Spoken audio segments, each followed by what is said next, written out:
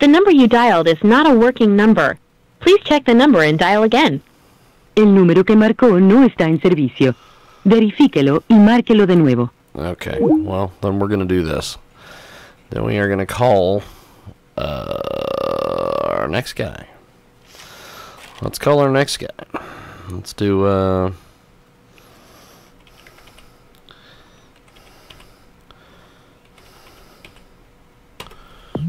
this guy. We'll call our next guy. Hopefully he'll pick the phone. It would help if he would.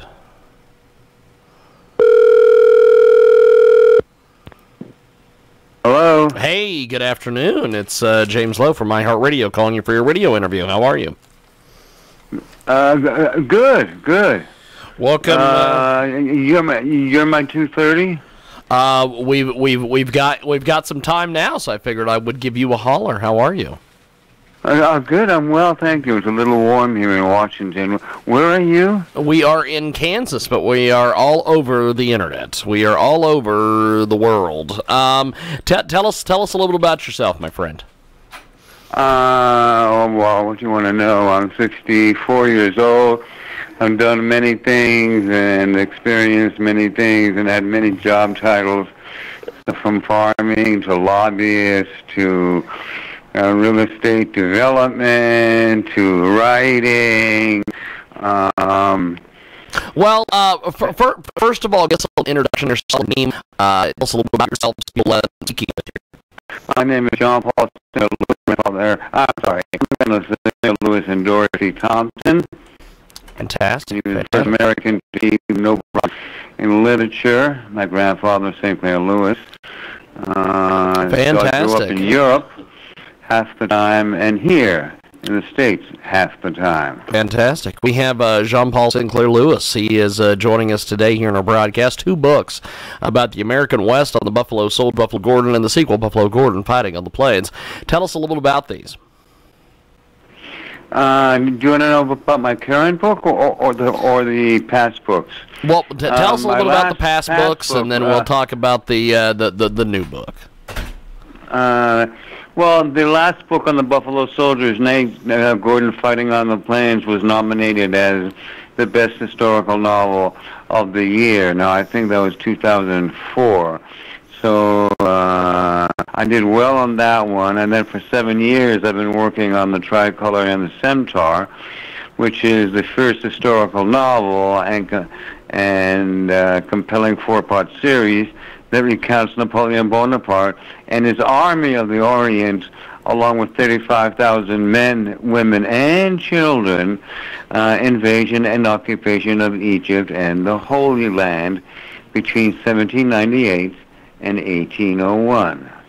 We have got Jean-Paul Sinclair Lewis. He joins us today here in our program, and he's the author of the new historical novel, The Tricolor and the Scimitar, and he has got research on same societal and cultural conditions.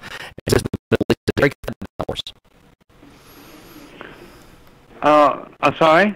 I said, well, we'll just start over here. Jean-Paul Sinclair Lewis joins us today here in our broadcast. He's spent an incredible 7 years of research, and he is showing the same societal and cultural conditions exist in the Middle East today. Just tell us a little bit about those. Well, that's correct. When I first started this historical military novel, in my research, I was amazed that very little has changed in the Middle East when Napoleon Bonaparte invaded, and now current events reflect what happened 200 years ago. Nothing much has changed. The same societal elements exist today, such as tribalism, religious fanaticism, power conflicts, religious hatred between Muslim, Christians, and Jews. So what we're seeing today is really hasn't much changed when Bonaparte was on the ground there in Egypt and in the Holy Land. It was a little bit more primitive back then, but the fundamentals were the same. and we're going through, in many ways, the same problems that he went through. We have got a great guest with us today. He joins us today here on Skype audio, Jean-Paul Sinclair Lewis. And talk to us about the officers who were part of Napoleon's Egyptian and Holy Land expedition, were only their mid-20s and were destined to become... They were only in their mid-20s. They were, at the most. Bonaparte himself was, I believe, 27 or 28. And a lot of his junior officers, when they returned to Europe, became household legends, such as Berthier and Murat and Davout and Lisset. So these names conquered Europe within the next 20 years. And he promoted them. And he was loved by his men.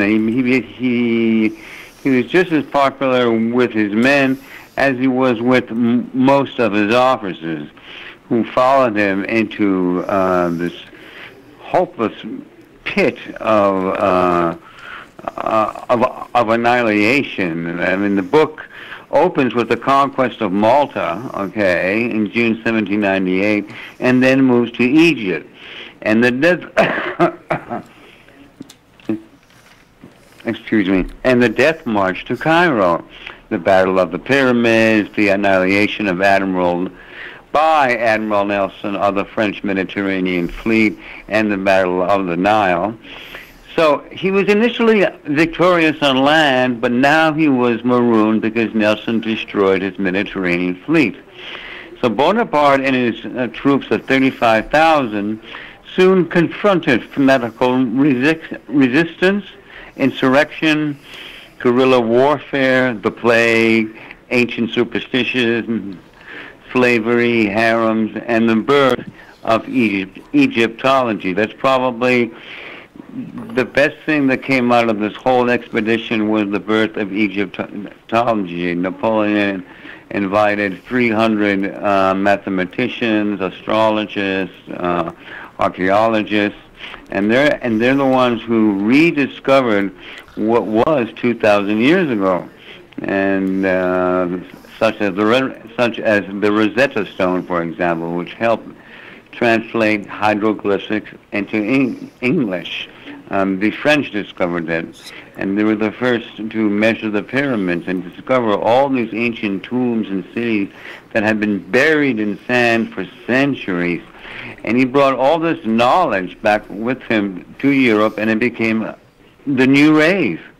Everybody wanted to know more. Everybody wanted to go there and see these temples and cities and ruins, and of course the pyramids. We've got a great guest with us today, Jean-Paul Sinclair Lewis. He joins us today here on iHeartRadio, AMFM247.com, TuneIn, iTunes, and Radio Loyalty. Now, where do we pick up your books, and how do we communicate with you online? Amazon, or with Page Publishing, Barnes & Noble, just about anywhere. And you can also see my video on YouTube. So it's a little bit of a teaser, but it's good. You should look at that. But otherwise, you can get it just about anywhere. I would suggest Amazon or Page Publishing through them, or Barnes & Noble. Well, I appreciate you making time for us today. We've run out of time, my friend, but I look forward to chatting with you soon. Thanks for being on. All right, thank you very much. Appreciate it. There goes Jean-Paul Sinclair St. Louis. The guy's got 50 names. Hell of a deal.